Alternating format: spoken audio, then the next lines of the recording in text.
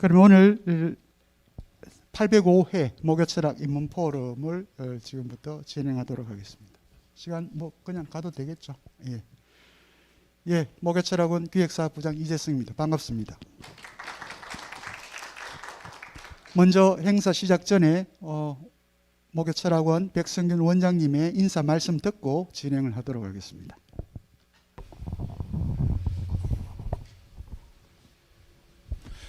그동안 안녕하셨습니까? 백승균입니다. 어려운 가운데서도 12월을 맞이했고 오늘 마지막 이제 강좌가 진행되는 것 같습니다. 방금 말씀 주신 대로 오늘은 어떤 특정 교수님이 아니고 여기에 심포지움에 참여하시는 여러분들 중에 두 분 선생님께서 자신들의 관심에 따라서 정리한 것을 오늘 발표해 드릴 것 같습니다. 이런 기회는 다른 곳에서는 찾기 좀 어려울는지도 모릅니다. 자신이 한번 여러분 앞에 서서 얘기할 수 있다는 것, 이것도 좋은 경험인 것 같습니다. 오늘 좋은 말씀 있으시리라 믿고 특히 감개무량한 것은 마지막 오늘 강좌까지 건강한 모습으로 시민 여러분들이 여기에 동참해 주셔서 너무나 고맙습니다. 그리고 앞으로 이제 1, 2개월 이제 방학 기간을 갖습니다만은 그동안도 늘 평강하시고 안녕들 하시길 바랍니다. 그동안 참 감사했습니다. 감사합니다. 뭐 갑작스러운 일이라고 할 수도 있겠습니다만 지금 이제 방역의 구멍이 뚫린 셈이죠. 위드 코로나 한 달 만에 우리가 맞게 되는 위기인데요. 지금 모든 관공서에서는 2차 접종을 마치신 분들, 그래서 내년부터는 아마 방역 패스라고 하는 걸 이제 사용하는가 봅니다. 그래서 아마 어르신 여러분들은 2차 접종 그리고 추가 접종까지 아마 3차까지 하게 되기 때문에 문제는 없을 것 같습니다. 어쨌거나 내년부터는 좀 더 방역 단계가 또 강화되지 않을까 하는 그런 어려움이 있습니다. 지금 현재 전문가들이 내놓는 진단은 상당히 부정적인 그런 내용인데 우울하죠. 그러나 이번 겨울 방학 내년 봄 되면서 이 상황이 종식되고 여러분들이 편안하게 이 자리에서 함께 할 수 있도록 그렇게 했으면 좋겠습니다. 자, 오늘 첫 번째 발표를 해주실 이국종 선생님을 여러분에게 간단하게 소개를 드리겠습니다. 오늘 주제가 목요 철학의 필요성 및 각국의 중요 길, 도로, 철도를 중심으로 이렇게 하셨는데, 뭐 목요 철학의 필요성하고 도로하고 어떻게 연관성이 있는지는 모르겠습니다만 우리 이국종 선생님께서 잘 연결시켜서 이 임원 포럼의 필요성, 긴급성 이런 것들도 도로와 연결시켜서 이제 말씀해 주실 것 같습니다. 오늘 강연을 해 주실 이국정님은 현재 한국건설기술원 기술 이사로 재직하고 계시고요. 중앙대학교 토목공학과를 졸업하셨습니다. 건설교통부 서울 부산 대전 국토관리청 도로공사 과장을 역임하셨고요. 건설교통부 국도과장을 역임하셨습니다. 그 외에 국무총리 표창 2회, 대통령 건정 표창, 녹조 건정 표창 등을 수상하셨습니다. 오늘 강연해 주실 이국정 선생님을 연단에 모시겠습니다. 여러분 큰 환영의 박수 부탁드립니다. 42년 전에 이거 창건하실 때 왜 목요일날 택했나? 그건 월요일날도 있고 화요일날, 수요일날, 뭐 금요일도 있는데 왜 목요일날 택했나? 요 이제 의문심 갈 겁니다. 그래서 우리나라 서울대학교 행보연구소가 있습니다. 거기서 설문조사를 했습니다. 2019년도에요. 한 3년 전에요. 설문조사를 해가지고 일주일 동안에 제일 행복하고 제일 신바람 날이 언제냐 그러니까 이것이 토요일날 나왔습니다. 토요일날에는 그날 쉬고 일요일날 또 쉬니까 그러니까 좋아지지요. 그 다음에 두 번째가 좋은 날이 어느 날이니까 이건 바로 이제 일요일날 되겠죠. 일요일 날 되는데 우리는 그래 하는데 두 번째 일요일 날이 아니고 여기서 설문조사에서는 이것이 월요일 날 나왔습니다. 옛날에는 월요일에 되면 월요병이 해가지고 상당히 이거 싫어했는데 도모 휴무적이기 때문에 이틀 쉬니까 충전이 많이 되었고 또 이틀 쉬고 나면 어제 또 나가고 싶습니다. 그래서 이렇게 또 월요일 날이 또 두 번째고 세 번째가 이제 일요일 날 그렇게 됐습니다. 그러면 제일 불편하고 스트레스가 제일 많은 날이 언제냐 그러니까 이거 목요일 날 나왔습니다. 우리가 목요 철학하고 있는 이 날입니다. 그래서 목요 철학이 왜 이거 힘든 날에 택했냐 이게 의문점이 가게 됩니다. 그래서 이제 경장이란 말이 있습니다. 이거 고칠 경자에다가 베풀 장자를 썼는데 이것은 가야금 줄이 느슨하게 된 가야금 줄을 조여 가지고 팽팽하게 한다 이 뜻입니다. 그래서 이제 사람이 스트레스 받고 뭐 어려울 때는 그냥 있으면 그냥 쳐져 버립니다. 그래서 이제 무슨 자극을 주고 분발하고 해야만이 그다음에 일어설 수 있다 이런 얘기가 되겠습니다. 그리고 스트레스 요새 그걸 한참 유행처럼 쓰고 있는데요. 외래어 중에서 제일 많이 쓰는 용어가 이 스트레스입니다. 이 스트레스가 지금 의학 용어로 되어 있는데요. 이것이 보면 뭐 어려움, 긴장, 불안 이런 상태를 이제 말하고 한다는데 이것이 원래 이게 의학 용어 아닙니다. 스트레스 이 말은 라틴어인데요. 이것은 원래 공업 용어입니다. 공업 용어요. 그리고 우리가 토목에서 이걸 많이 씁니다. 그게 뭐냐면은 어느 물체에다가 외부 힘을 가하면은 세 가지 변종이 일어납니다. 첫째는 뭐냐 힘을 가하면은 이게 휘어집니다. 이게 물체인데 휘어집니다. 두 번째 이제 힘을 대게 가하면 이게 부러져 버립니다. 세 번째는 외부 힘을 가하면은 뒤틀려집니다. 이게 스트레스입니다. 아까 처음 하던 이제 휘어지는 밴딩 모멘트를 하고 또 쪼개지는 건 이거는 시야를 합니다. 그 다음에 이거 비틀어지는 게 이게 스트레스입니다. 우리가 학교 다닐 때요. 이게 스트레스 뭐 의학적 이거는 듣도 보도 못했습니다. 우리가 이제 교량 설계를 할 때 물체를 가하면은 외부 힘을 가하면은 이것이 뒤틀려 받는다. 여기에 공식이 있어가 설계해 가지고 이 철근을 얼마 넣는다, 시멘트를 얼마 넣어야 된다 이렇게 계산이 나오는 겁니다. 그런데 이것이 있다가 이게 왜 이렇게 됐냐 하면은 저 카나다에 있는 의학 그 전문가인데요.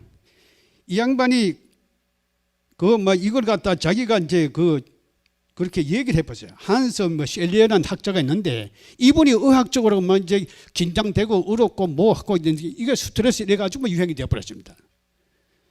그리고요 우리가 학교 다닐 때 그다음에 또 어려울 때 배고플 때 이 스트레스만은 전혀 없었습니다.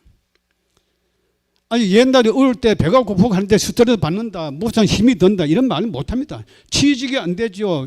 어디가 일하려면 일자리가 없습니다. 그래서 이거 스트레스 말은 정말 말하자면은 참 배가 부르고 화스러울 때 이거 쓰는 말입니다. 이게 스트레스는 그렇습니다. 그 다음에 이제 아까 이제 목요일 날에 이제 스트레스 받는다 뭐 이래서 이제 뭐 긴장해야 된다 뭐 해야 된다는데요. 이걸 좀 몇 가지 예를 들어 말씀드리겠습니다. 1차 대전이 이제 1차 세계대전이 끝나고 나니까 독일하고 프랑스가 제일 피해가 많았습니다. 독일은 패전국이니까 원래 피해가 많고요. 옆에는 불란서는 거기에 폭격을 다 받아가지고 아주 심했습니다. 그럼 여기서 덕을 받는 어디냐? 네덜란드하고 미국입니다. 전쟁 특수를 해가지고 그 전쟁 물자를 많이 팔아 돈을 많이 벌었습니다. 이것도 우리나라도 6.25 때는 우리나라하고 연합군은 그렇게 애를 먹고 많이 다치고 뭐 죽고 했지만 일본은 그때 특수로 있었습니다. 일본 돈 벌었습니다. 왜 그러냐? 미국서 군수물자가 오는데 미국서 올라오면 힘이 들어 못합니다. 그거랑 멀기 때문에. 그래서 일본서 생산해가지고 그걸 사가지고 한국 전쟁을 했습니다. 그러니까 일본은 앉아가지고 돈을 번 거지요. 이런 식이 됐습니다. 그래서 미국에 돈을 많이 벌고 했는데요. 미국에 돈을 많이 버니까 호황이 생겼습니다. 호황 생겨가지고 마차가 전부 다 자동차로 바뀌었고 손빨래 하던 것이 좀 세탁기가 됐고요. 걸레가 청소가 됐고, 라디오가 좀 TV가 됐고, 그 헐리우드 그 영화 같은데, 그 다음에 프로야구 같은데, 이런 데는 뭐 엄청스럽게 이제 발달했습니다. 그래, 잘 나가면요, 이거 언젠가 이제 무슨 일이 생깁니다, 이게. 잘 나가다가 1929년 10월 23일입니다. 이날이 목요일 날입니다. 목요일 날에 미국서 이거 대공황이 와버렸습니다. 이제 금은 목요일 날 이럽니다. 그 미국서 뭐 시작해가지고 영국 불란서 해가지고 뭐 이렇게 되는데 독일이 패전국이 돼가지고 전쟁 배상금을 주는데 벨사유 조약에서 합의 보기로 1,300억 마르크가 결정이 됐습니다. 그러다가 독일에서 10억만 내놓고 난 더 이상 못 준다 하고 그때 누가 나왔습니까? 히틀러가 나왔습니다. 이거 10억이면 못 준다. 이러니 영국이나 불란서인데 전쟁 배상을 받아야 되는데 받지 못한단 말이에요. 미국도 이제 그 뭐 외상 주고 돈까지 못 받으니까 그다음 미국선이 머리를 씁니다. 그 월가에서 그 저걸 위원회를 만들어 가지고 그 배상을 받는데 한 건 맞추고 연기를 해준다. 또 그다음에 돈을 받으려면요 돈을 더 꿔줬습니다. 더 꿔주고 그다음 받고 10억을 내가 빚을 줬는데 그 사람이 못 갚으면은 5억을 더 꿔줘야 됩니다. 더 꿔주고 7억을 받고 5억 더 꿔주면 나중에 다 받게 됩니다. 이런 식이 됐습니다. 그래가지고 공황이 발생하니까 월가의 정권거래소가 주식이 폭락했습니다. 4,500개 되는 이런 은행이 전부 도산했습니다. 실업자는 한 1,300만 명이 됐고요. 그 노숙자가 자연주의 중입니다. 이거 왜 그래 됐냐? 산업화가 돼가지고 그러니까 손으로 하던 것이 기계로 하니까 과잉 생산이 된단 말이야. 과잉 생산이 되니까 소비가만 안 되고 가격이 하락할 거 아니에요? 가격이 하락하니까 기업 생산이 중단된단 말이에요. 기업이 생산 중단하니까 노동자를 뭐 합니까? 노동자를 갈 데가 없단 말이에요. 그 다음에 구매력이 약하게 되지요. 공장은 이제 폐업이 되지요. 부도수폐가 막 나오지요. 금융시장 불안되고 금리 폭등합니다.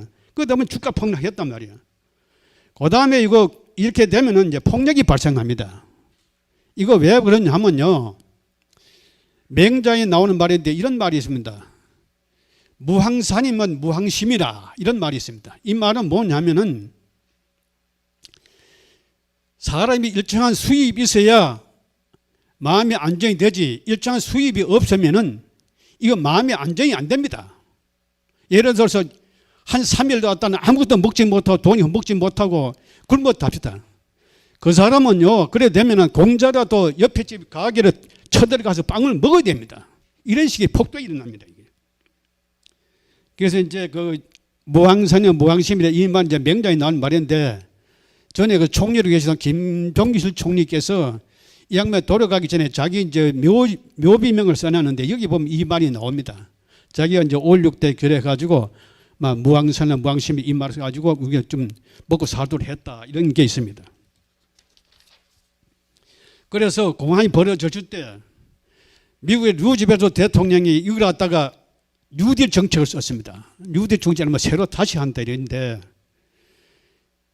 그 다음에 공공자금을 투입하고 이제 돈을 푼다는 얘기죠. 그 다음에 두 번째는 테니스 강 이거 댐 건설을 했습니다. 댐 건설을 하는데요. 장비도 있었지만 인력을 많이 썼습니다. 왜 많이 썼느냐? 아니 건설 노동자리가 뭐 먹고 살 게 없으니까 일자리에 줘야 된단 말이에요. 그래 했고 그 다음에 뭐냐면은 농업 생산을 조정했습니다. 이게 뭐냐면 미국하고 캐나다 가보면은 그 들판이 있는데 한 반은 농사 짓고 한 반은 묵혀놓고 있습니다. 왜 그러십니까? 과잉 생산되니까 이거 물가가 조정이 안 된단 말이에요. 캐나다 가보면 그렇게 보입니다. 그래서 하니까 민주도를 하다가 관주도가 돼가지고 하니까 4년 만에 극복을 했습니다. 이게 아까 이제 테니스 강 댐 건설해가지고 인력을 많이 썼다는 얘기가 있었는데요. 우리나라가 60년대 70년도 사이에 새마을 사업이 한참 번창했습니다. 이 새마을 사업 한참 할 때요. 뭐 좋은 일이 하나 있습니다. 그때 농촌에서 인구가 많은데 인구가 폭발적으로 농촌 인구가 많이 났습니다. 그럼 5, 6명쯤 낳고는 많이 늘어가지고 농촌은 한정이 되는데 먹고 살 길이 없습니다. 농사지을 땅이 없단 말이에요. 그러니까 도시로 서울로 대구로 전부 다 나왔습니다. 이 나온 분들이 어디 집이 있습니까? 없습니다. 하판에 쳐놓고 거기서 갔다가 좀 뭐 잠자가며 뭐 이렇게 하루 벌어가지고 먹고 삽니다. 그래서 봄부터 가을까지는 갈 수 있는데 겨울 되면 이 양반들 할 일이 없습니다. 아니, 겨울 되면 추우니까 일 안 하잖아요. 그러니까 이 사람들 참 굶어 죽을 판이에요. 그래서 우리나라에서 조정한 것이 각 동네마다 그 모산 산업 파악을 하라 해가지고 그 산점 명당 이 사람들 전부 다 그냥 돈을 줄 수 없으니까 아줌마들이 모자 세줄때 이거 나와서 좀 일을 해라. 제방을 만들고 도로를 닦아라. 그래가지고 전부 다 그래. 그래가지고 거기서 돈을 줘가 이렇게 불편히 했습니다. 이게 이제 테니스강 그 댐 건설한 것 뭐 그런 비슷합니다. 그때요 이게 좋은 일이 한 있었는데 그때 총리를 계셨던 김정필 총리께서요 그때 한번 그 새마을 사업 이거 하는데 시차로 갔습니다. 갈 때 이제 백철 교수라고 이제 그 중앙대학교 국락 교수인데 그걸 같이 갔습니다. 가서 보니 제방을 하는데 아줌마들과 세숫다리 입고 막 이렇게 일하고 있단 말이에요. 그러다 보니까 아줌마 한 분이 애기를 뒤에다 업고 세숫다리 이고 흙을 나른단 말이야. 하도 보니 이제 총리가 이래 보니까 하도 기특하고 이래가지고 아줌마를 불렀어요.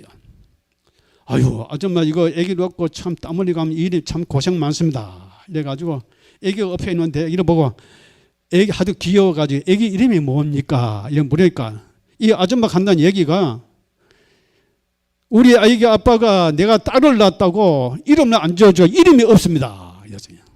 그것 때문에 딸이 나면 조금 별로 좋아하지 않은 것 같습니다. 그러니까 총리가 있다 보니 이거 참 기가 안 찹니까? 딸을 낳았다고 해놓고 말이에요. 이름을 안 줘 이름이 없다 그래요. 그래서 김정필 총리가 아니 그럼 내가 이거 이름 지어주겠다. 그래 백철 교수하고 의논해가지고 이름을 지었습니다. 이영이라고요. 성은 뭐 김씨 같은데 백꽃 이자에다가 꽃보정자 영국일 할 때 그 꽃보정자네. 그래 이영이라고 딱 지어가지고 그 김시훈 총리는 보면 맨날 그 필목을 갖고 다닙니다. 그 이제 미술 그림도 잘 그리는 분이고요. 거기서 이영이 이래 써가지고 위와 같이 장명함 믿은 며칠 국무총리 김종필하고 낙관을 딱 찍어가지고 줬습니다. 이거는 김종필 총리도 참 좋은 일을 했고 아줌마도 그렇고 뒤에 애기도 이거 참 큰 영광입니다. 이게 나는 정성이 너 이름 한번 지어준 게 아닙니까? 아 옛날 같으면 나는 정성이 어떻게 이름을 지어줍니까? 그게 뭐 그건 큰 가부가 됐죠. 뭐 그런 게 하나 있습니다. 그다음에 독일 미국에서 이제 그렇게 돈을 이제 뭐 적다 풀어주고 하니까 독일 경제 회복이 됐습니다.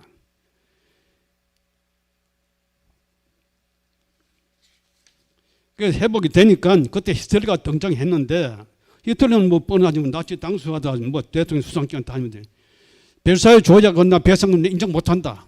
나 10억하고 인정 못 준다. 이랬습니다. 그래가지고 아우토반 거기에 고속도로를 만들고 그다음에 자동차 산업하고 비행장을 닦고 먹고 이래가지고 이 양반이 또 저래가지고 제2차 대전이 벌였습니다. 그래가지고 이제 돈을 갖다 독일에 더 보니까 그리 된 겁니다. 그다음 저 팬턴기 미국 팬턴기 보면요, 팬턴기 원래 합쪽이 한 3km 이상 돼야 된답니다. 그래가지고 팬턴기가 떠가 있다 항공모함에 앉을 때 항공모함 보면 이건 뭐 개미 같답니다. 이제 그 앉을 때 보면은 이렇게 가면 앉아 보면 뒤에 낙하산 피고 밑에 잡아줍니다. 그 좁으니까 이제 빨리 차가 저 비행기 수도 배대 양양 바다 빠지잖아요. 그리고 그다음에 항공모함에서 일 뜰 때 우리는 모르지만 그냥 가다 보면 떤다 생각하지만은 이게 딱 출발해 어느 정도 가면요, 그 위치에 가면은 그게 스프링식이 돼서 가지고 비행기를 탁 쳐준답니다. 이게 그러니까 뭔가를 갖다가 필요하고 저럴 때는 뭔가 자극을 줘야 된다 이겁니다. 그래 이거 뜹니다. 그래 팬턴기 말이에요. 그 밤에 뜬가 보세요. 밤에 뜰 때 보면요, 뒤에 그 연기가 나오는 게 아니고 불기둥이 나, 불기둥 한 10m 불기둥이 나옵니다. 그렇게 힘이 그렇게 강합니다. 그다음에 여름 바다가 이제 보면요, 뜨거우면 이제 그 적조 현상이 안 나타납니까? 그러면 이제 양식의장도 다 죽어 빼는데, 그래서 이제 그 뭐 빠지선에다 황토 넣어가지고 뿌리고 하는데 그 뭐 얼마 되겠습니까? 그래도 안 되는데요. 태풍이 와가지고 한번 바다 물어 뒤집어버리면 하나도 없어집니다. 그 다음에 이제 목요일에 또 좋은 날도 있으면 이제 목요일 날이 번개 치는 날입니다. 번개랑 구름과 구려서 그 기온 때문에 이제 그 방전 현상이 났는데요. 이게 번개가 치고 소나기 오면은 여기에 질소가 많이 만들어집니다. 질소는 비료입니다. 자, 그러니까 만들어져 가지고 소나기가 떼니까 이것이 질소 전부 땅에 내려올 거 아닙니까? 그러면 곡식이라든가 식물들이 참 잘 자랍니다. 이거 좋은 일 하고 있습니다. 그래서 이런 거 이럴 때는 우리 목요 철학도 예를 들어 있습니다만 이럴 때 어려울 때 저명한 인사들과 아주 석학들이 와가지고 이 강의를 듣는 것이 상당히 도움이 좋을 걸로 생각합니다. 그 다음에 각국의 이제 중요 도로 말씀드리겠습니다. 그럼 이건 말씀드리자면요. 문명과 문화는 분명히 이건 도로하고 통합니다. 도로란 건 척기하고 마찬가지입니다만 이것으로서 발전하지 도로 없으면 절대 안 됩니다. 그럼 우리나라 경부고속도로 먼저 말씀드리겠습니다. 경부고속도로는요 68년도 2월 1일 날에 개공시를 했습니다. 그 다음에 준공시는 77년 7월 7일 했고요. 총 연장이 428km, 폭은 22.4m입니다.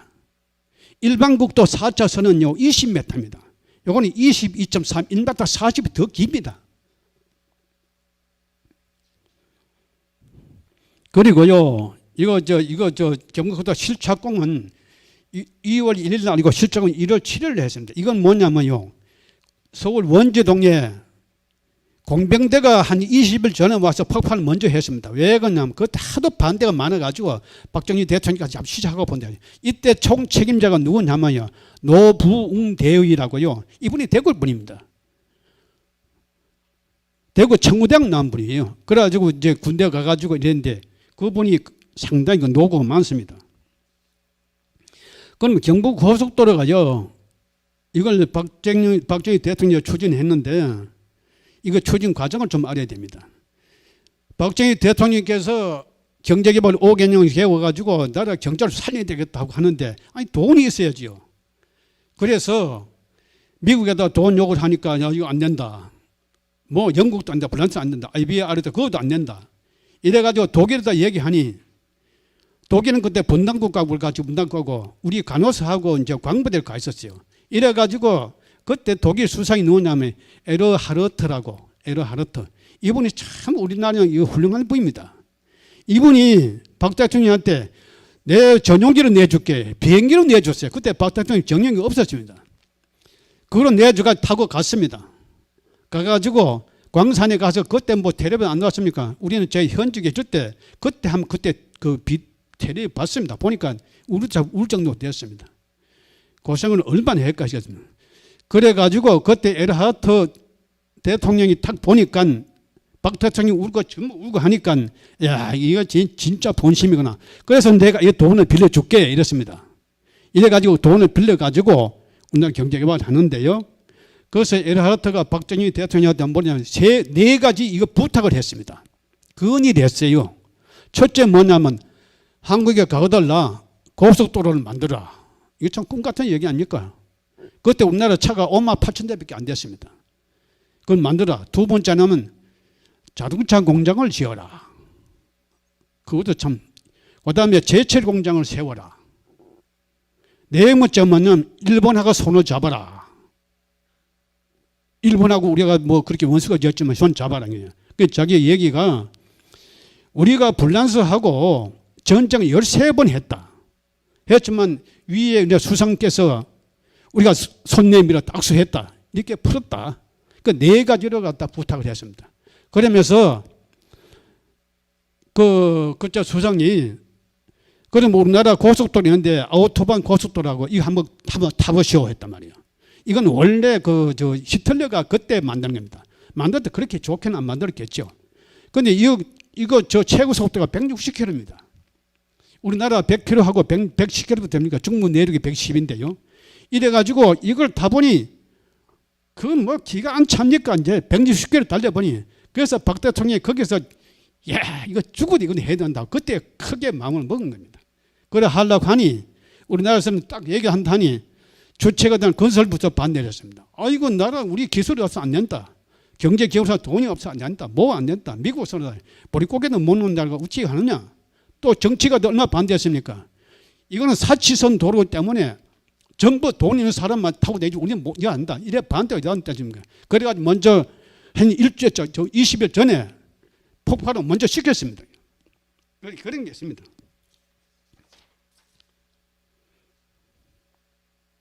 그때 또 한 가지요. 그때 건설비가 이제 한 1,500 이게 저 돈이 드는데 우리나라 예산이 1,500억인데요. 한 4분의 1이 들어가요. 돈은 많이 들어가긴 들어가요. 그다음에 그런 고속도로는 그렇습니다. 그다음에 중국에 있는 칭창철도라고요. 이거는 베이징에서부터 티베트까지 한 거. 이 상당히 거리가 멉니다. 한 2,000km 되는데요. 이걸 왜 그렇게 철도를 부수를 했느냐? 티베트가 자꾸 독립한다 하니까 중국에서는 이걸 막아야 된단 말이에요. 그래 발나이나 빨리 가야 되고 또 티베트를 갖다가 경제를 발전시켜 주면은 중국에 있는 한족들이 전제 글로 간단 말이에요. 자꾸 글로 많이 가면 티베트 쪽하고 한족하고 섞여 버리면 동화가 된다 이게요. 이래 가지고 이거 만든 겁니다. 그다음에 그 지하철 뭐 쉽고 좋게 하고. 그다음에 이제 그 로마 도로입니다. 로마 도로는 모든 길은 로마 통하다 이런 말이 있습니다. 로마가 그때요 8만 킬로 만들었습니다. 이 8만 킬로 경부 고속도로이 200개가 됩니다. 200개 만들었는데 엄청스럽게 그때 그 도로 만들. 이 도로를 만들기 때문에 로마가 1,300 동안 유지한 겁니다. 그거로 도로를 안 만들고 그 성만 쌓고 했으면은 그 지중해 부근밖에 못다. 그렇게 오래 못 갑니다. 그 로마 도로 만들 때 보면요, 맨 밑에다 이제 큰 돌을 깔고 1m를 갖다 파고 난 다음에 깔고 그 위에 작은 돌, 그 사이에 깬돌을 넣습니다. 깬돌이 이거 좀 여러분 기억해 주기 바랍니다. 그 위에 모래 깔고 맨 위에 돌판을 깔습니다. 돌판이 이제 보도 부르면 까는데 돌판이 깨지지 않죠. 이렇게 하는 겁니다. 그 다음에 로마가 1,300도 유지한 게요. 그 노블레스 오블리저를 많이 하십니까? 간인자의 선행한데 이것이 로마에 있는 부호들이요. 자진해서 국방비를 막 내놨답니다. 왜 내놓냐? 내가 이거 잘 먹고 잘 사는데 나라가 약해가지고 누가 쳐들어와 우리가 망하면은 내가 이 재산 다 뺏기고 난 노예가 된다. 이래 부호도 돈을 막 내놨답니다. 그 다음에 두 번째는 뭐냐면 이거 도로 건설입니다. 도로 건설하니까 소통이 되고 문화가 같아지고 무슨 이게 이 전달이 잘 되고 이래가지고 그랬던 겁니다. 그 다음에 이제 그 싱크로드가 있습니다.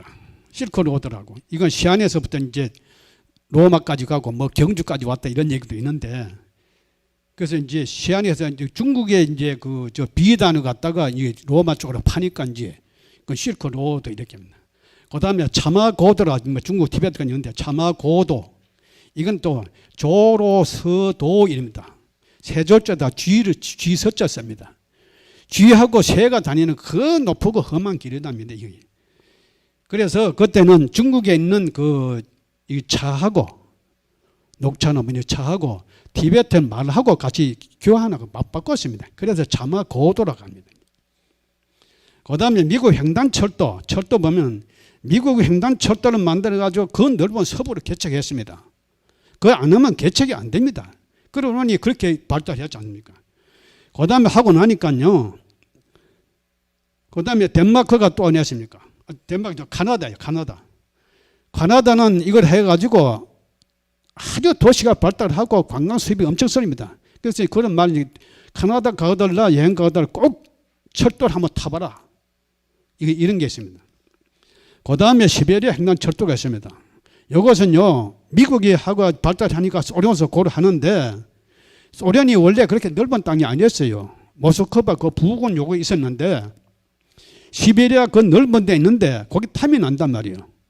그때 시베리아는 누가 있었나? 그건 부족국들이 거기 있었단 말이에요. 그래 그 사람들한테 철도 부설 하겠다 하니까 반대할 거 아니야. 아 철도 부설 해가지고 너희들 쓰게 만들어준다 이랬단 말이에요. 그래 놓고 그 다음에 철도 한 다음에 자기가 먹어버렸어요. 그래가지고 소련이 그렇게 큽니다 이제. 그 러일 전쟁 때도 러시아가 졌지 않습니까? 그래서 그때 철도만 있었으면 이겼다 이겁니다. 그 다음에요, 요걸 이제 이 석축에 대해 한 가지 말씀드리겠습니다.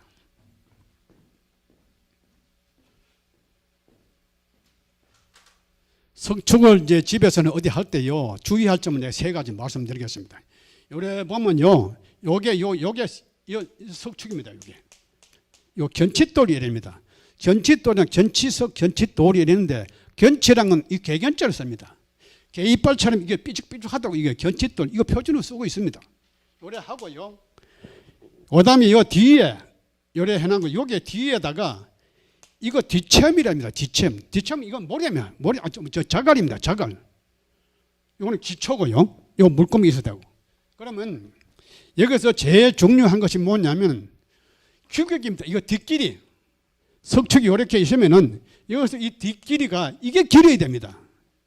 이게 짧으면요, 이건 막돌입니다. 이건 토합을 하나도 못 받습니다. 길면 길수록 좋습니다. 그래서 35cm, 한 45cm, 요게 이제 표준입니다. 그래서 석축을 할 때 제일 이제 업자를 불러가지고 뭐 계약할 때요, 첫째 이거 얘기 물어야 됩니다. 규격 뒷길이 얼마짜리 쓰느냐? 잘못하면 이거 좁은 거 저기까지 이건 못 씁니다. 그 뒷길이가 35에서 45cm 이걸 써야 된다 하고, 두 번째는 이거 뒤처음입니다. 이게 중요합니다. 그러면 이 뒤에 뒤처음이라고 있었는데 뒤에다 이거 자갈을 넣는데요, 이걸 왜 넣느냐? 이것이 비가 오면요, 위에서부터 물이 내려오고 자체에서 물이 나옵니다. 그럼 여기 이제 자갈을 안 넣고 이제 흙이 있다 합시다. 그러면 흙이란 것은 물이 들어가면 왜 됩니까? 질벅질벅 안 합니까? 그러면 이건 힘을 하나도 못 받습니다. 흙을 넣으면 못 받기 때문에 이 자갈을 넣어야 됩니다. 비가 온다, 여기서 나온다, 이것이 자갈 타고 일로 나가버려야 됩니다. 그래서 이제 그 계약할 때요, 뒷체험을 철저히 해가지고 튼튼하게 해주시오, 이렇게 해야 됩니다. 그러면 그 하는 사람이 이 양반이 뭐 이 석축에 좀 알고는 하고 겁을 냅니다. 안 그러면 이거를 그래 안 하면요, 이 업자들은 뭐하냐, 이 뒤에다가 그러면 옆에는 흙을 갖다 막 넣어버려요. 흙을 넣으면 이거 물하고 섞여버리니 이게 물구덩인데 이거 힘 받아냅니까? 그대로 넘어져 버리죠. 그래서 뒷체험이 또 중요하다 이겁니다. 그 다음에 물구멍요, 여기서 이제 물이 오고 압니까? 여기서 물구멍이 이렇게 꼽아져야 돼요. PVC 파이프 이렇게. 이걸 중간에 꼽습니다. 이게 물구멍입니다. 그래서 제일 중요한 것이 첫째 뒷길이 길어야 된다. 뒷체험 자갈 넣어야 된다. 그 다음에 물구멍 해야 된다. 요거 세 가지입니다. 이것이 석축에 대해서는 이것만 알면 더 이상 알 필요가 없습니다.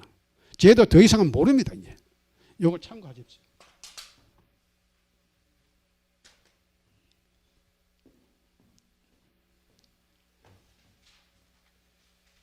그 다음에요, 여러분들 요새 이 부동산 복덕방에 가면은 옛날 같으면은 30평짜리 아파트가 뭐 3억이다, 50평짜리 아파트가 뭐 5억이다, 이렇게 탁탁 있는데 요새 가면 평을 못 쓰게 되기 때문에 2제곱미터 이걸 씁니다. 이걸 썼는데 뭐 185 이러면은 이거 뭐 몇 평이니까 아직까지 뭐 잘 안 됩니다. 우리가 평을 항상 그 머리에 써놔가지고요.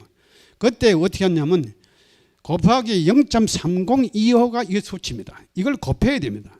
그럼 0.302 곱하기 186 이러면 이건 필상이 안 됩니다. 힘들면 못합니다. 그럼 여러분들 좀 휴대폰 다 갖고 계시죠? 휴대폰을 보면 저기에 있습니다. 그 계산기 앱이 있습니다. 여기다 185 곱하기 0.302 하면 딱 표이 탁 나와버립니다. 그리고 또 쉽게 하려면 이렇게 해야 됩니다. 2제곱미터에다가 평을 하려면 3분의 1이다. 3분의 1이다 이러면 거기 한 80점은 맞습니다. 왜 그러냐니까 0.3025니까 0.25로 띄뿌리고 0.3을 곱한단 말이야. 그게 3분의 1이란 말이에요. 여러분 대강 이해 가시죠? 그러니까 3분의 1이다 이렇게 생각하고 계산하면 한 80점은 맞습니다. 그 다음에 이제 마지막인데요. 우리나라 이제 큰 바위산 같은데 서울에 이제 북한산이나 뭐 백운대나 이런 데 큰 산에 가면은 옛날에 저 쇠말뚝을 이렇게 방해됐습니다. 쇠말뚝을요. 쇠말뚝을 받아놓고 있는데 그제 전에 텔레비에 나와가지고 그걸 막 업어가지고 막 뉴스 나오고 막 했는데요. 이것이 우리나라에서 큰 착각을 했습니다. 그래서 이걸 그때 복구할 때, 그 위원회에서 복구할 때 뭘 했냐면요. 이것이 일본 시대 탕견 맞습니다. 일본 사람들이 우리나라 점령해가지고 우리나라에 아주 인재들 나올까봐, 좋은 사람이 나올까봐 못 나오도록 산에 전기를 막아야 된다가지고 이걸 쇠말뚝을 박았다고 이랬습니다. 쇠말뚝. 그래가지고 이제 텔레비에서 그걸 꺼내가지고 막 안 나왔습니까? 이걸 신고해달라가지고 하면은 그 기계를 뽑아가지고 이걸 뽑아가지고 어디에 뒀냐 압니까? 이거 뽑아가지고요. 저쪽에 그 천안에 가면 독립기념관 아니십니까? 그때 그까지 거기다 보관까지 했어요. 이거 우리나라 참 잘못된. 이거 아닙니다, 이게. 이게 아니에요. 일본이 우리나라 점령한 나라가 저 나라가 다 되는 인정하면 어떻게 저 나라 인정이 되는데 이건 잘못. 이게 뭐냐면요. 일본에서 끌고 온 삼각 청량 이건 말뚝입니다. 그 왜 그러면 높은 산에 좋은 산에 박았느냐? 바위 산에 박아야 치마가 안 되고 바위 산은 또 나무가 없잖아요. 나무가 가려지 못 보인단 말이에요. 그건 높아야 되지 않습니까? 이것이 일본에서 끌고 온 우리나라에 보면 이제 뭐 어디가 있잖아요. 위도 밑더니 동경 밑더니 이겁니다. 이것 때문에 이걸 갖고 꼽아는 가지고 우리나라는 그거 갖다 뭐 이제 혀를 자른다. 이건 잘못된 겁니다. 그래서 독립기념관 그 기념관에 거기다 이제 표시해 놨던 거 그거 다 없어졌습니다. 그건 이건 잘못된 겁니다. 여러분 이거 하다 보면 뭐 그거 다 끝났습니다. 여러분 감사합니다. 저도 그 전달 때문에 마스크를 좀 벗고 하겠습니다.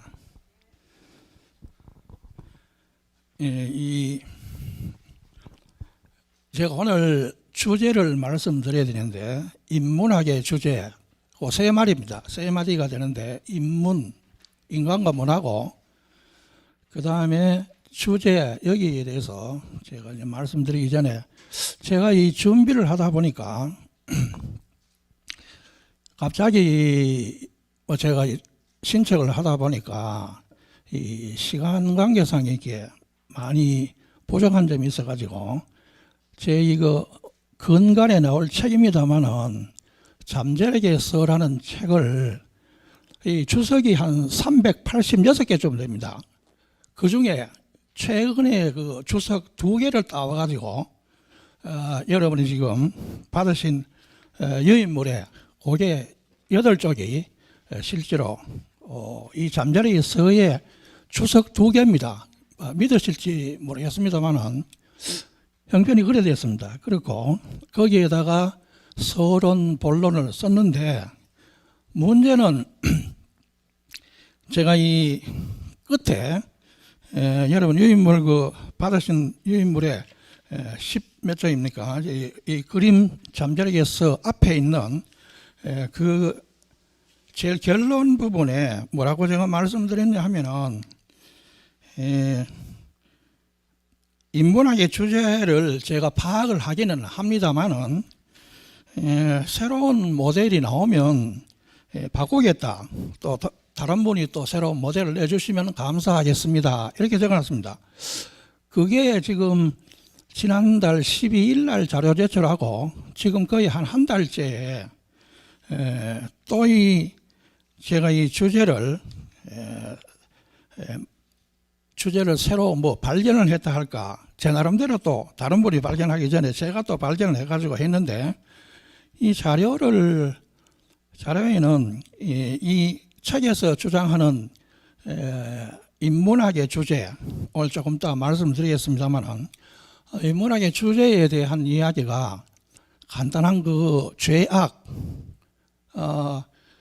여러분 잘 아시는 그 톨스토이의 죄와 벌, 크라임 앤드 퍼니시먼트, 크라임입니다. 그냥 죄가 아니고 인간이 사회에 살다 보면은 여러 가지 죄악을 범하게 됩니다. 이게 자신이 범하는 죄가 아니고 다른 사람이 거미줄같이 만들어내는 예가 있습니다. 물론 그 내용을 제가 최근에 그 조지 엘리어트라는 이름은 남자입니다만은 19세기 영국의 메리 에반스라는 사람의 소설이 여러 권 있습니다. 그 중에 조금 길다고 싶은 것 중에 또 하나가 미들마치.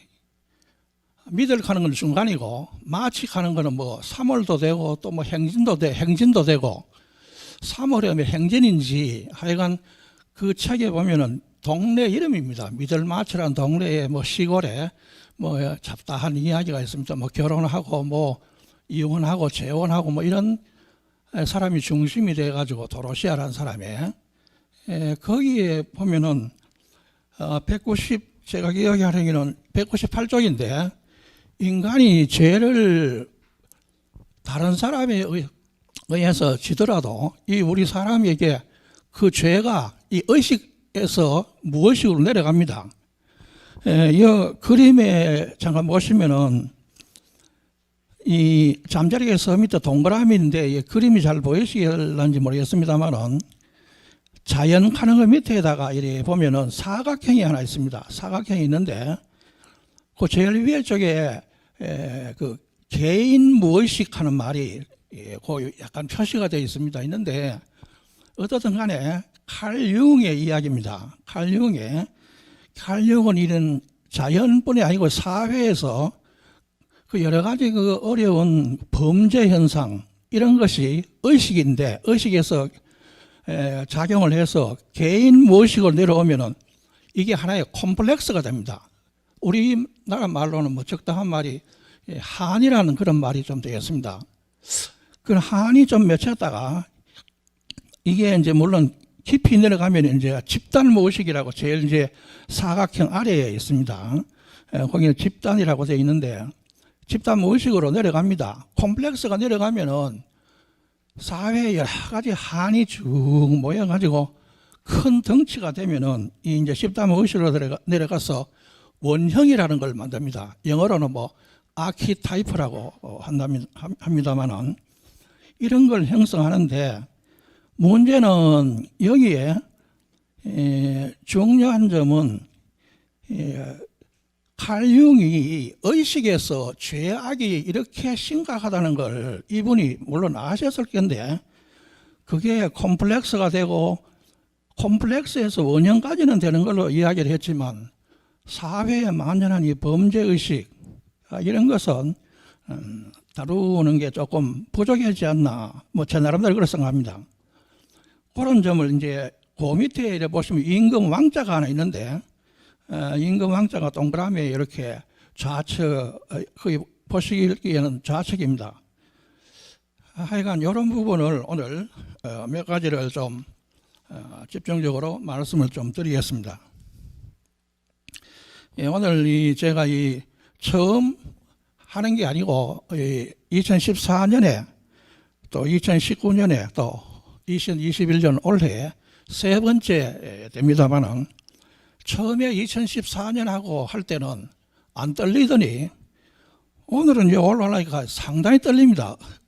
새벽에서 잠이 안 와가지고 4시까지 뭐 딴 책 보다가 지금도 뭐 약간 그러니까 사람이 심적으로 이제 저도 그 이 80년대에 이 백 선생님, 백 원장님 덕에 직장에 그때 한 30대입니다. 한 40년 전이니까 30대 때 한 3, 4년 다녔습니다. 뭣도 모르고 그때 질문도 많이 했습니다. 질문도 했는데 많이 하고 했는데 그 다음 뭐 이 사는데 바빠가지고 못하다가 최근 한 8, 9년 그때 전부터 또 다시 이 친구가 자꾸 하자 그래서 나와보니까 이렇게 오늘 이렇게 세 번째 발표를 하기까지 되었습니다만은 먼저 이 말씀드리고 싶은 것은 아까 그 조지 엘리어트의 말을 조금 한번 살펴보겠습니다.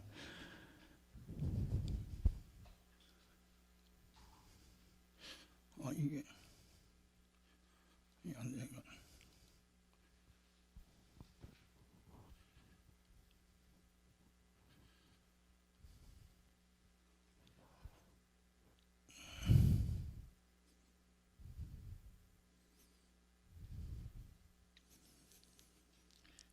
예, 우선 이 조지 엘리어트에 들어가기 전에 인간이란 무엇인가에 대해서 인간, 문화, 주제 이런 세 가지를 제가 말씀을 드려야 되는데 뭐 다 아시는 내용입니다. 인간이란 무엇인지 여러분도 다 아시는 내용인데 아리스토텔레스의 뭐 사회적 동물 뭐 이런 이야기인데 이 인간이 사회적 동물이라면은 사회에 뭐 가족과 같이 친한 사람이 있지만 이 콤프렉스를 형성하는 이 적들이 상당히 많다. 그런데 인간은 이 전환배 씨가 미학에서 물론 이 사람 하르트만의 이야기입니다. 미학이라는 책에서 인간이 가치를 추구하는데 인간은 가치가 중요하니까 6가지 가치 쪽이 있습니다. 제가치, 이게 바로 돈이 되겠죠. 제가치, 쾌적가치, 생명가치, 도덕적 가치, 미적 가치, 인식 가치 이런 6가지를 인간이 추구하는 걸로 되어 있습니다. 미적 가치는 뭐 미학에서 추구한다고 보면 되겠습니다. 예술이나 문학이나. 근데 이게 사람이 돈을 이렇게 벌려고 재화 가치를 중시해서 아까도 앞에 이 선생님이 말씀하셨다시피 사람이 한 3일 굶으면 눈에 보이는 게 없지 않습니까? 그렇게 되니까 그렇게 내만 그런 것이 아니고 사회는 늘 아시다시피 부조리합니다. 내가 오늘 직장에 나가면 나를 위해서 다른 사람들이 반겨주겠지. 실제로 가면 전부 다 그렇게 생각하고 오는데 한 명도 나를 반겨준 사람이 한 명이라 하면 좀 이상합니다만은 반겨주는 게 아니고 어떤 면으로는 뭐 경쟁 상대라고 해야 될까 뭐 그런 면으로 상당히 복잡합니다. 망이 사회의 망이 굉장히 그렇습니다. 여러분 제가 또 말씀드리기 전에 엘리어트 말 이야기하기 전에 마크 트웨인이 인간이란 무엇인가 여기에서도 인간기계론을 발표해가지고 세상에 선한 일은 없다. 뭐 좋은 일을 하긴 하지만 그게 실제로는 자기 그 양심 때문에 하는 거지 좋은 건 없다. 뭐 그렇게 이야기를 했습니다만은 이런 점을 좀 먼저 말씀을 드리겠고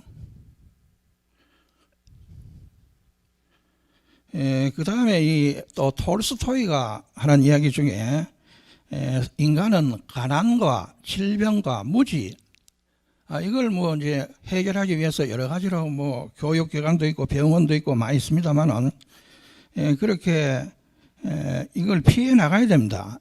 가난하고 무지. 어떤 면에서 우리가 여기서 배우는 것도 학교 교육의 연장으로서 평생 교육으로 무지 타파 뭐 이런 것으로 제가 생각을 합니다. 우리 목요 철학에서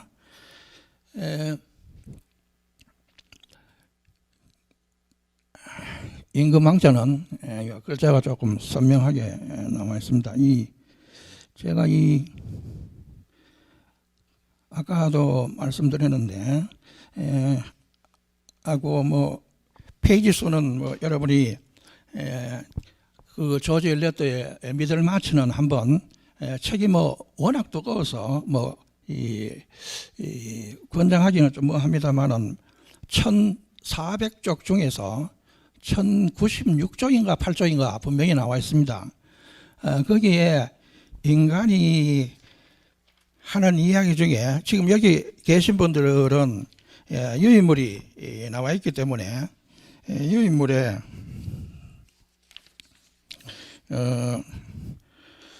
그 내용이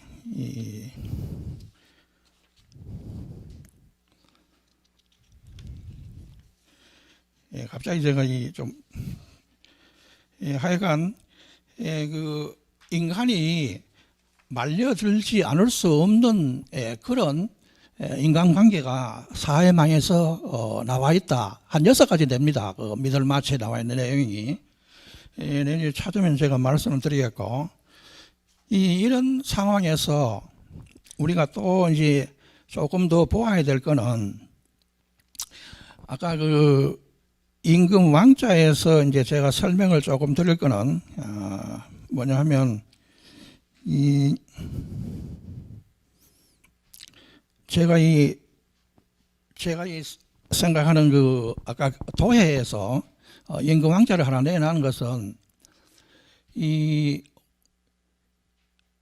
그 소시오라는 이 언어학자가 이 말한 내용 중에서 두 가지가 중요합니다. 이 세로로 임금왕자의 세로로 이렇게 새어나온 부분이 있는데 이게 역사라고 보면 됩니다. 세계사. 그럼 제가 생각하는 세계사의 제일 위에 부분은 뭐냐? 호모 데우스. 뭐 이거 이야기하는 사람 따라서 뭐 다 다릅니다만 제가 생각하는 거는 과거의 고대 로마나 뭐 이런 중국에서 이 한나라 이런 쪽으로 보더라도 이런 쪽의 시대에는 호모 데우스다. 인간 신입니다. 인간이 신이 되는 겁니다. 다른 말로 하면은 이 황금의 가지 하는 유명한 책이 있는데요. 문화 인류학 책입니다. 오늘 제가 말씀드린 건 되게 문화 인류학 쪽에서 생각하는 내용이라고 생각하시면 좋겠습니다. 그러니까 제일 위에 옆으로 임금왕자 제일 한 줄로 써놓고 세 줄로 써놨습니다만은 이게 역사적으로 볼 때 인간이 신이 된 인간, 그게 이제 고대와 중세입니다. 그다음 중간에 한 줄 꺼는 거는 르네상스라고 보면은 호모 사피엔스, 이 과학의 발달함에 따라서 인간이 되는 그런 시기고, 현재 제일 마지막 밑줄에 꺼 있는 부분은 현대하고 미래입니다.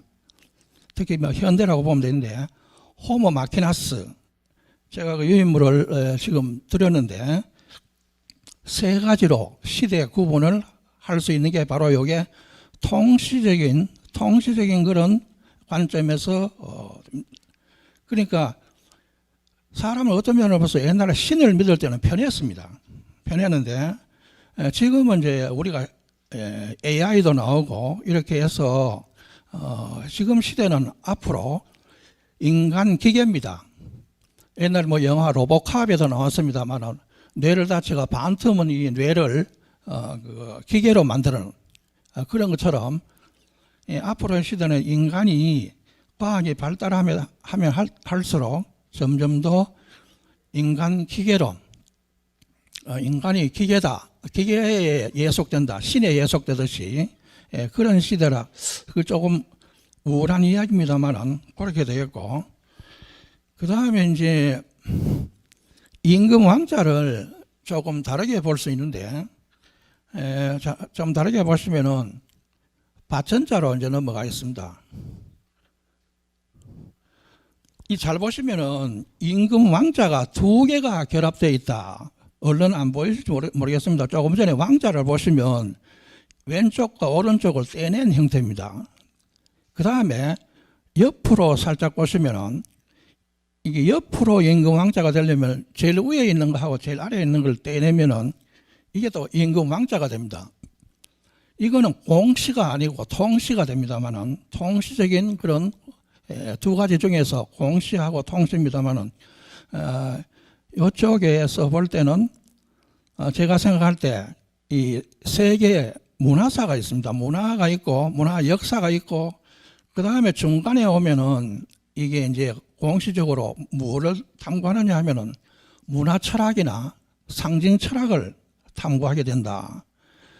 예를 들면은 우리가 계속 공부해 왔습니다만은 교수님들이 여기 목요 철학에서 강의해 주시는 내용이 문화 철학입니다.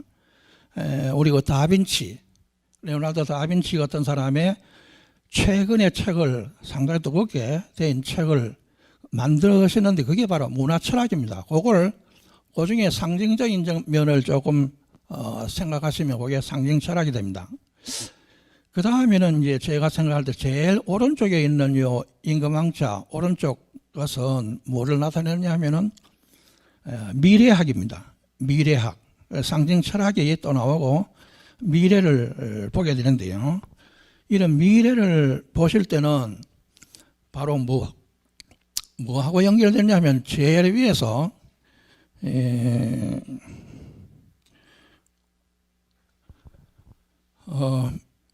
우리가 이제 미래를 예견할 수 있는데 이 그림에 글자가 지금 너무 작아서 안 보입니다만은 네모 안에 그 위쪽에 보면 학문이 있고 밑에 상징이 있습니다.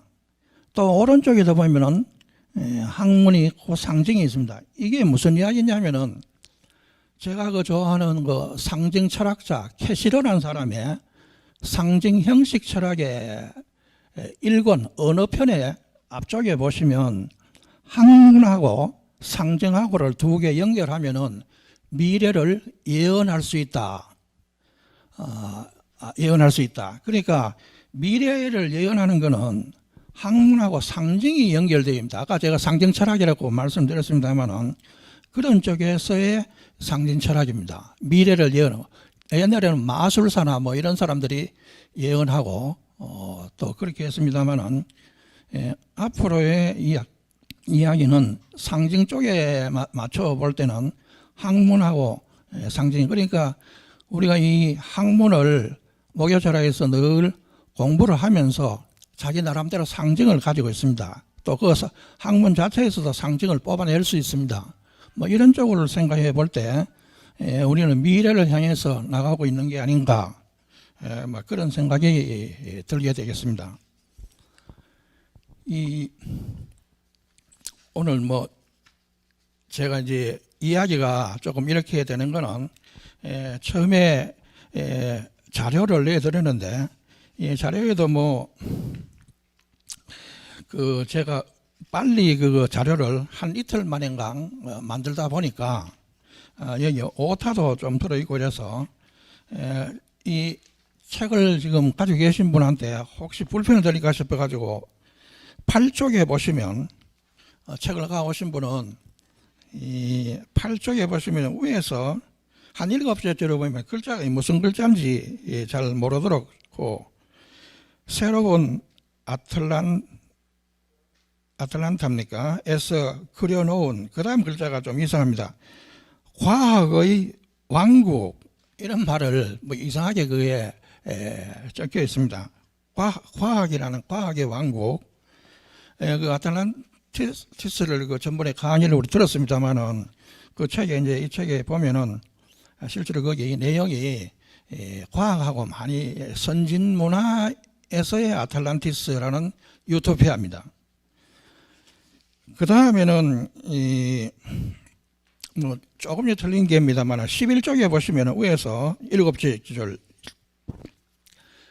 이 유인물 받으신 거 11쪽에 7째 줄에 보시면은 산업혁명을 하야는 데가 아니고 향하는 데, 상징 산업혁명을 향해서 나아가는 데 이 과학이 필요하다. 그런 이야기입니다. 근데 산업혁명을 할 때 필요한 내용이 바로 요 도표로 이제 그러면 다시 돌아오면은 도표로 돌아오면은 산업혁명이란 거는 바로 특허입니다.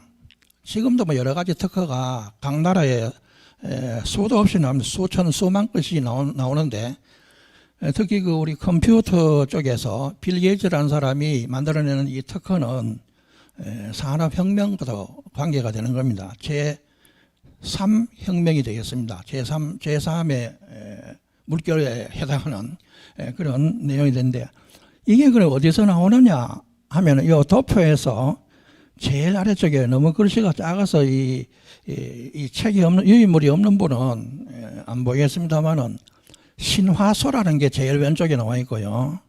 중간에는 학문소가 아니고 실제로는 상징소라고 봐야 되겠습니다. 상징소. 그 다음에 제일 오른쪽에 심리소가 됩니다. 자, 거기에서 이 아이디어하고 과학기술이 나와서 특허가 된다. 특허라는 말이 아이디어와 상징,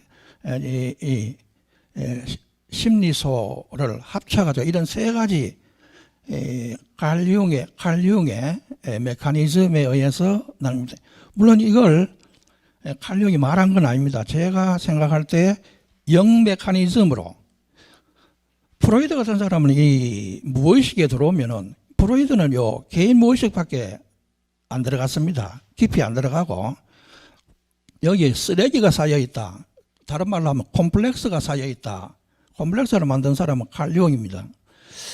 프로이트도 사용을 했습니다만은 여기에 그러나 칼 융은 여 밑에 내려오면은 뭔지는 저도 모르겠습니다만은 이 원형에서 아이디어를 내놓는다. 그러니까 이 칼 융과 여러분 잘 아시다시피 칼 융은 남녀 평등에 무의식에서 아이디어가 나오고 창조적입니다.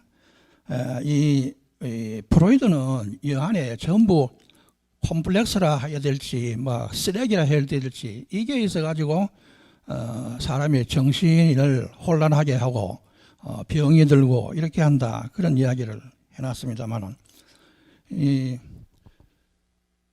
제가 이 사용할 시간을 조금만 더 사용을 하겠습니다. 그래서 제가 이 잠재력의 이 전체 공식을 문화는 사회다. 우리 보통 이 인류학에서 말하는 사회문화입니다. 근데 이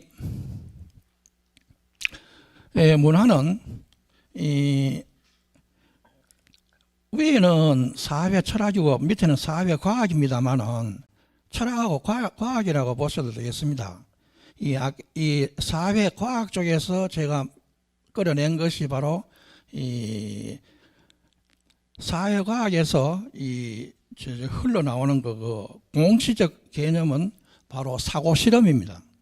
마하가 이야기했는 사고 실험인데 위에 사회 철학 쪽에서 본다면 뭐 쭉 내려오는 게 형이상학이다. 제가 뭐 유인물에 그렇게 좀 이해를 하고 제 나름대로 그렇게 정리를 했습니다.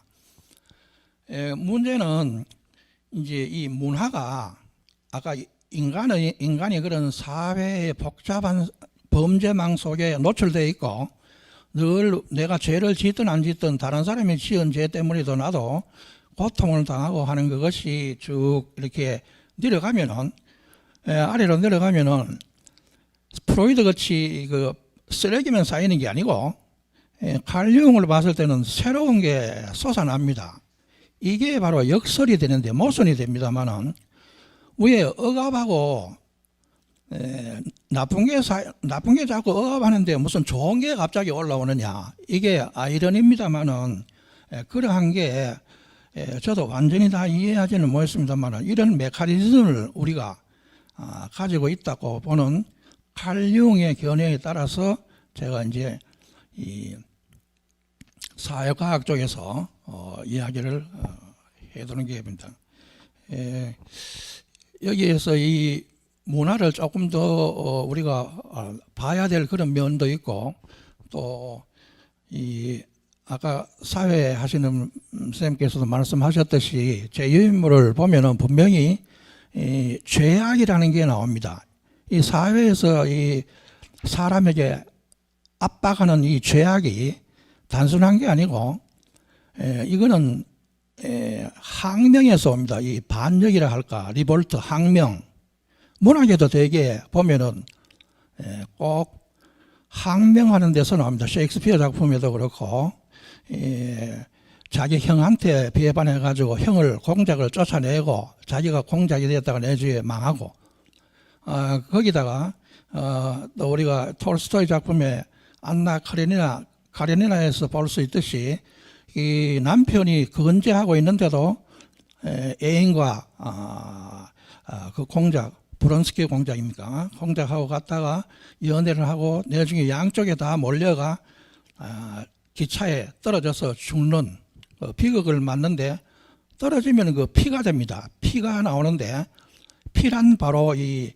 정화작용입니다. 물이에요. 그 정화하는 거는 제가 볼 때는 뭐 좀 줄여서 물의 정화, 불의 정화, 그 다음에 희생양 정화. 이 이스라엘에서도 유대교에서도 이 돼지를 안 태우고 양이나 염소 이런 걸 태웁니다만은 그런 이야기를 생각해 보시면은 그 정화력이 있습니다. 이 정화력 때문에 아마 칼 융이 이 죄악이 그렇게 내려가도 다시 샘솟는 그런 아이디어가 나온다. 그분은 물론 아이디어만 나온다 했지 과학기술이 나와가지고 같이 특허를 만든다 그런 이야기는 하지 않았습니다. 저는 이 특허라는 게 바로 문화의 기초고 문명의 기초고 이것을 통해서 산업이 발전하지 않는가 막 그런 생각을 가지고 있습니다. 오늘 제가 이 다른 말씀을 못 드렸고 이 진짜 그 유인물에서 여러분이 드린 유인물에서 해야 될 이야기를 사고 실험으로 사고 실험 즉 죄악이 내려가면 오히려 창의성이 드러나기 때문에 두 개를 말을 영어를 합쳐야 되는데 뭐를 할까 이렇게 생각하다가 사고 실험 여러분 뭐 사고 실험 마하 하는 사람 비행기가 음속으로 난다 할 때 마하 3 음속보다 3배 빠르면 마하 3 그 정도로 348m입니까 1초에 그 나가는 그런 마하의 이론입니다. 물리학자 이야기가 되겠습니다. 제가 이 두서없이 좀 말씀을 드려서 갑니다. 유인물 새로 또 내드리고 했으니까 천천히 한번 참고하시면 감사하겠습니다. 감사드립니다.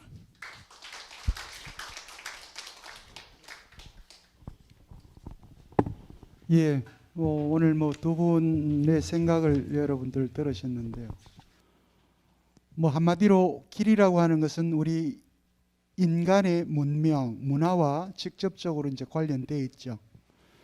사실 도로라고 하는 것은 한편으로 보면 긍정적인 부분에서는 인간의 문명을 만드는 데서 번영과 성장이라고 하는 것들을 또 상징할 수도 있겠습니다만 또 다른 한편으로 부정적으로 보면 그 길이라고 하는 것은 지금 현재 우리가 코로나19라고 하는 이 팬데믹을 통해서 겪고 있습니다만 그 길들은 결국 인간의 이동을 이야기하고 인간이 이동하기 위해서는 결국 산림을 파괴할 수밖에 없고 그 산림을 파괴하는 과정 중에서는 또 다른 생명종들이 절멸할 수밖에 없고 이러한 과정들이 결국은 또 우리에게 질병을 가져다 주게 되는 이런 의미에서 길이라고 하는 그 양면성들은 우리에게 앞으로 우리에게 벌어질 이 문명, 문화와 관련해서도 다시 한번 생각해 볼 수 있는 내용이 될 수 있을 것 같고요.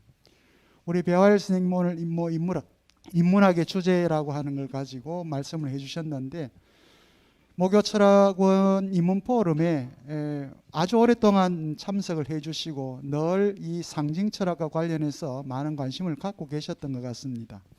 오늘 자료집만 여러분들이 보시더라도 얼마나 많은 공부를 했는가라고 하는 걸 우리가 확인할 수 있는데 그럼에도 불구하고 많은 책을 읽는 것이 중요한 것이 아니고 내가 어떤 데 관심을 가지고 있고 그 관심을 논리적으로 체계화시켜서 여러분들에게 전달할 수 있는가 하는 이것도 이제 굉장히 중요한 인문학의 본령이죠.